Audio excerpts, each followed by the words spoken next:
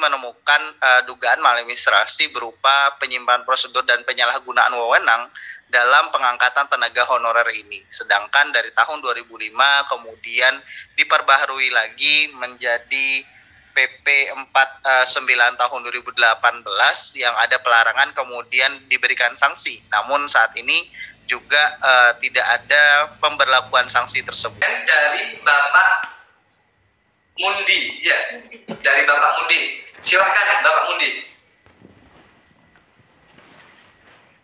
Baik, terima kasih. Saya Mukti dari PGRI Jawa Tengah. Kebetulan beberapa waktu yang lalu juga pengambilan data ini datang ya ke PGRI Jawa Tengah. Kami ingin sampaikan, sekalipun terkait tenaga honorer tadi disebutkan secara umum, tapi kami ingin menyampaikan bahwa jumlah tenaga honorer di Indonesia yang paling besar adalah pendidik dan tenaga kependidikan, guru dan tenaga kependidikan.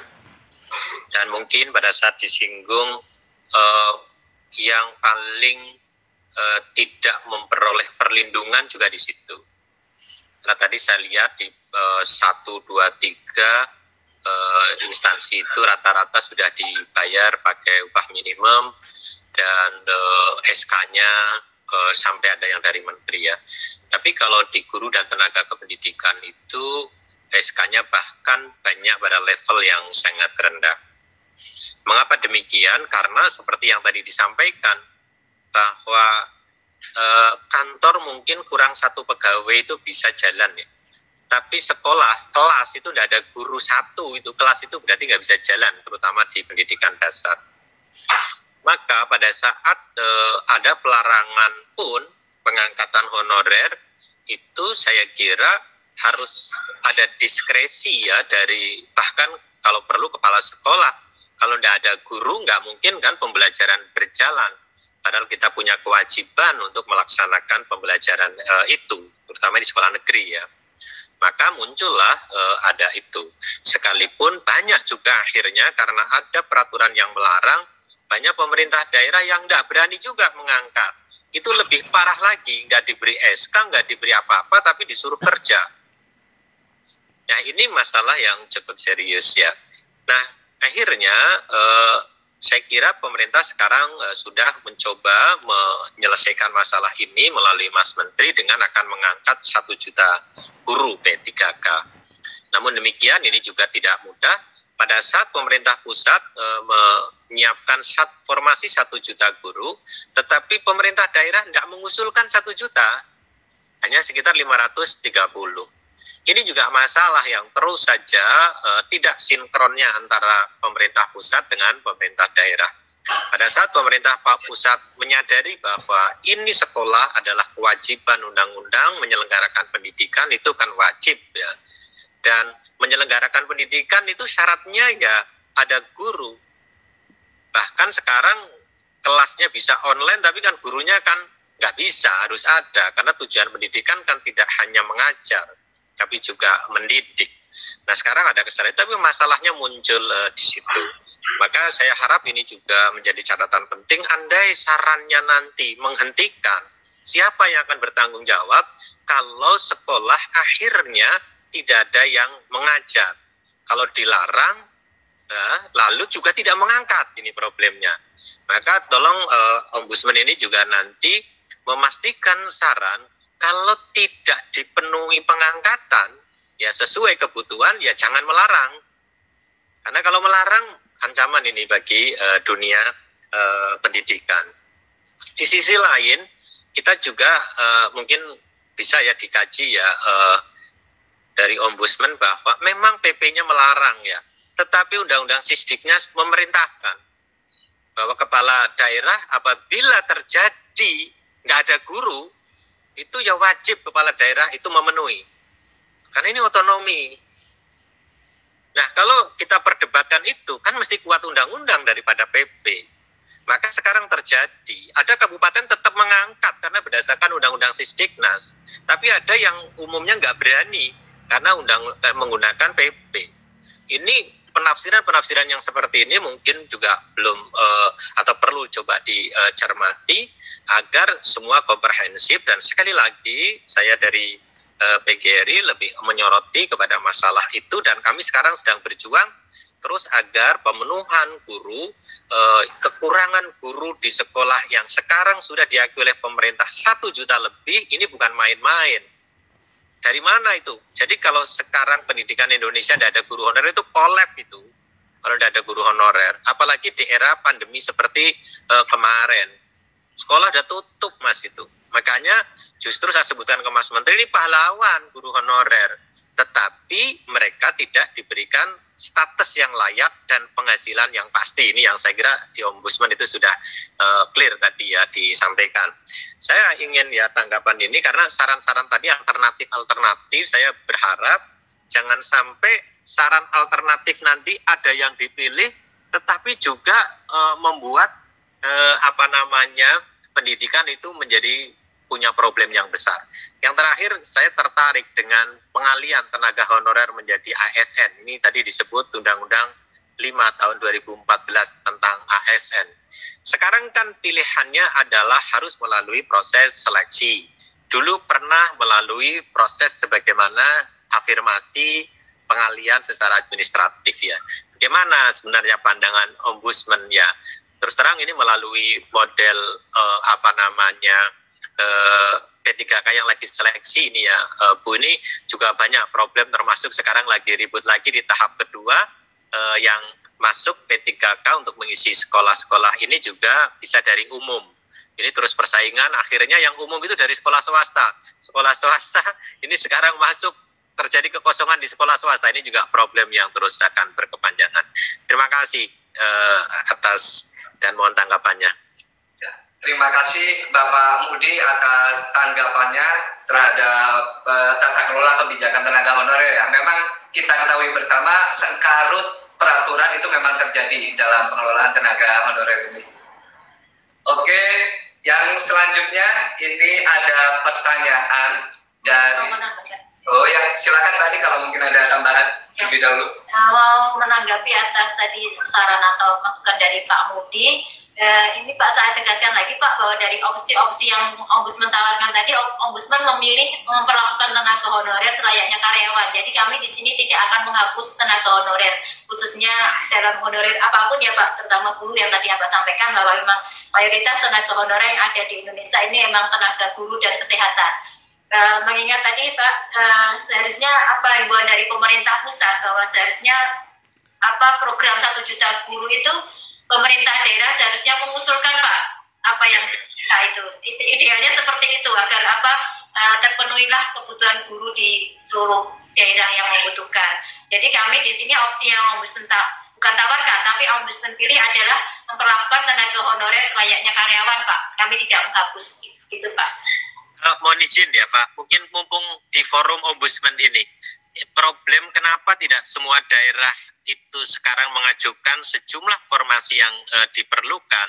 Menurut beberapa pemerintah, teman-teman di kabupaten, kota maupun provinsi ini, masih tidak sinkronnya pemahaman bahwa anggaran itu menurut pemerintah pusat kan disediakan oleh pemerintah pusat, oleh APBN.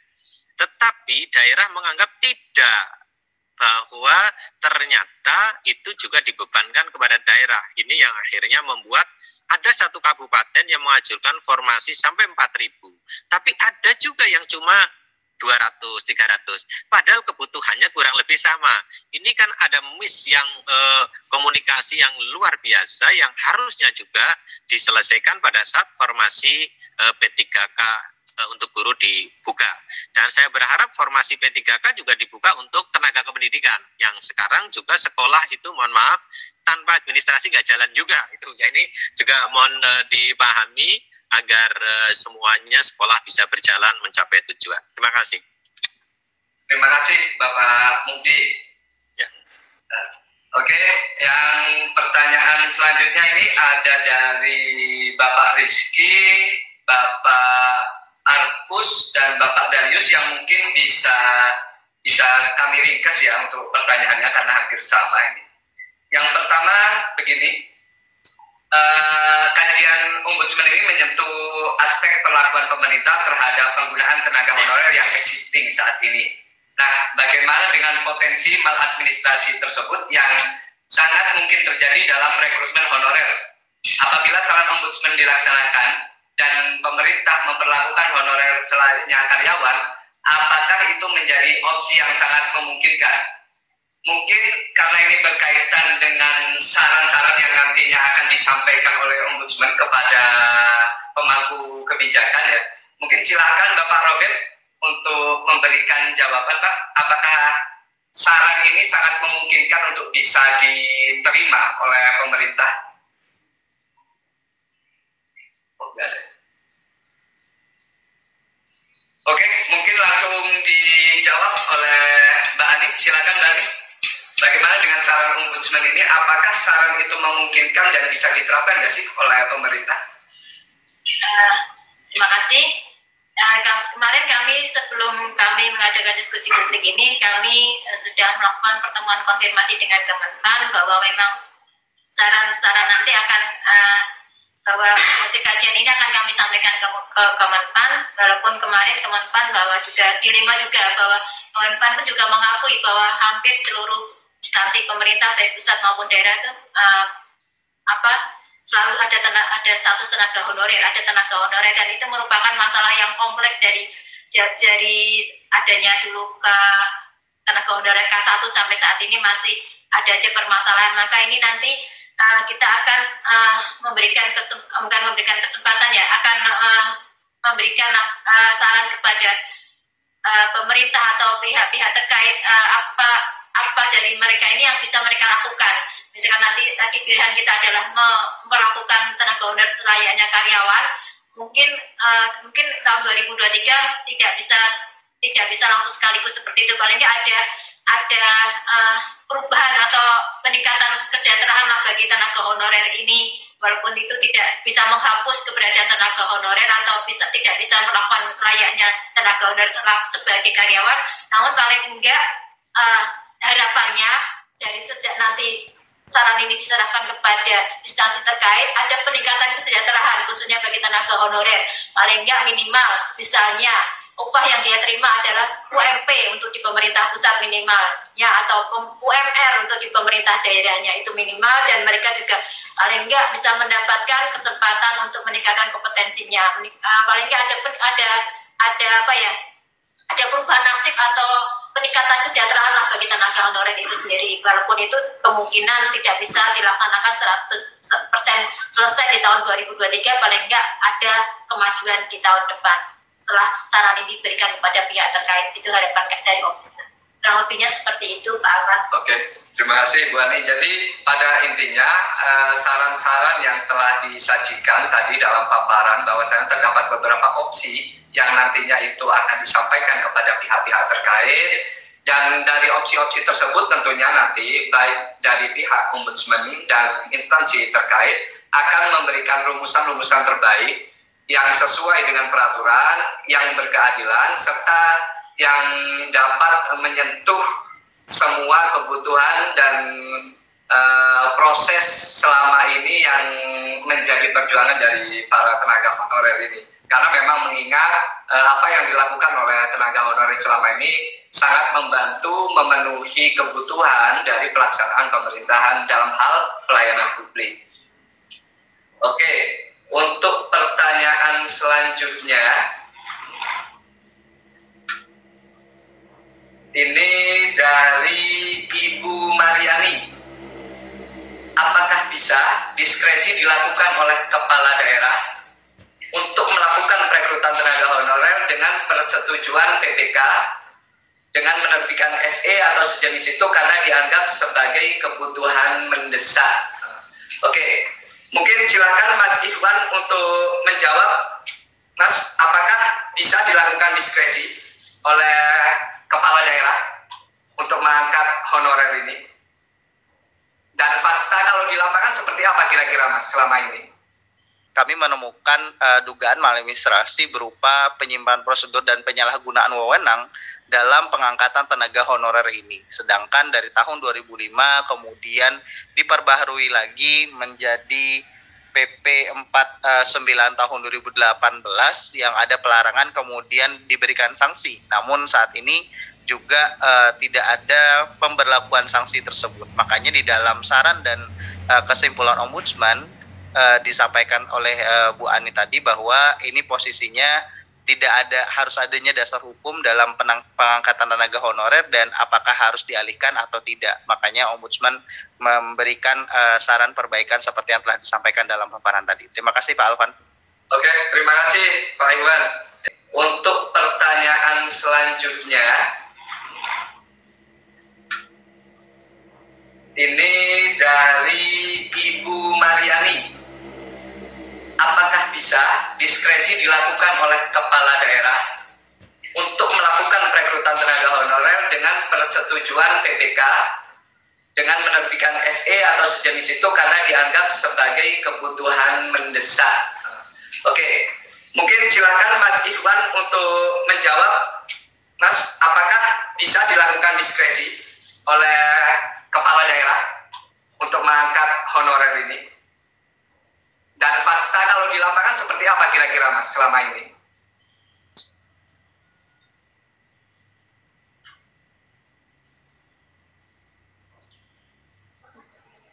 Masih di mute? Masih di mute? Di unmute Pak Iwan?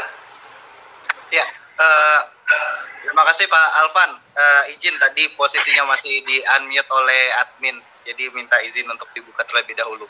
Jadi terkait pertanyaan tersebut, temuan kami di lapangan adalah teman-teman kepala daerah itu kemarin sebelum kita memulai kajian ini, kita juga melakukan pertemuan dengan Kemendagri yang menyampaikan bahwa dengan kebutuhan yang cukup banyak terkait tenaga honorer, kemudian ini mau tidak mau kepala daerah maupun perangkat daerah harus melakukan perekrutan tenaga honorer karena sesuai dengan kebutuhannya.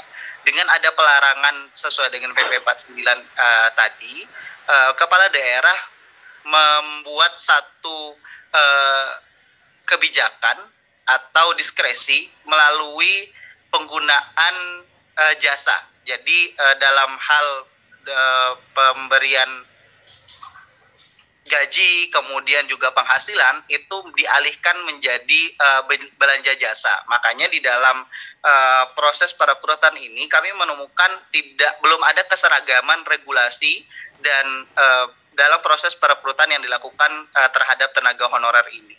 Nah, dari kembali lagi melihat dari saran yang akan kita berikan seperti yang tadi Ibu Ani sampaikan bahwa ada beberapa hal yang akan kita tegaskan dan tadi saya juga ingin menambahkan bahwa dalam saran perbaikan yang disampaikan oleh Ombudsman ini akan ada pengawalan terkait saran perbaikan yang diberikan kepada Menpan, BKN dan instansi terkait termasuk DPR dalam hal melakukan revisi beberapa peraturan perundang-undangan untuk menjadi dasar hukum agar tidak ada lagi diskresi ataupun celah untuk pemerintah daerah. Jadi ketika pertemuan dengan Kemendagri disampaikan bahwa ini agar tidak menyalahi aturan, makanya teman-teman perangkat daerah itu menggunakan belanja jasa untuk pengadaan tenaga honorer begitu. Demikian Pak Alvan.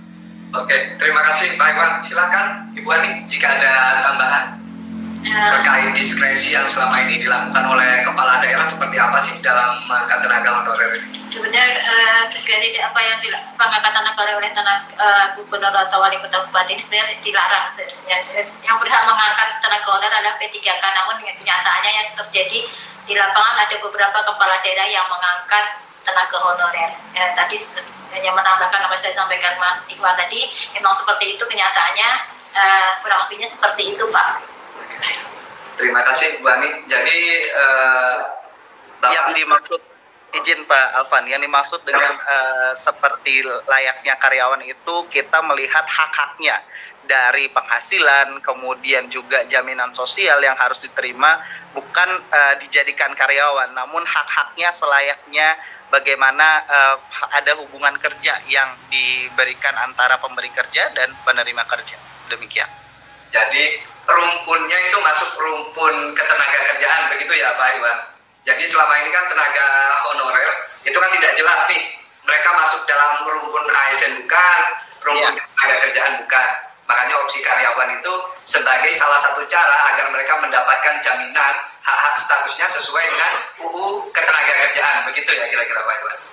Iya, karena salah satu temuan kita adalah terkait jaminan sosial yang diberikan. Mungkin teman-teman tenaga honorer yang ada di sini, yang ikut hadir dalam diskusi publik ini mereka merasa sudah ada jaminan sosial berupa jaminan ketenagakerjaan maupun jaminan kesehatan.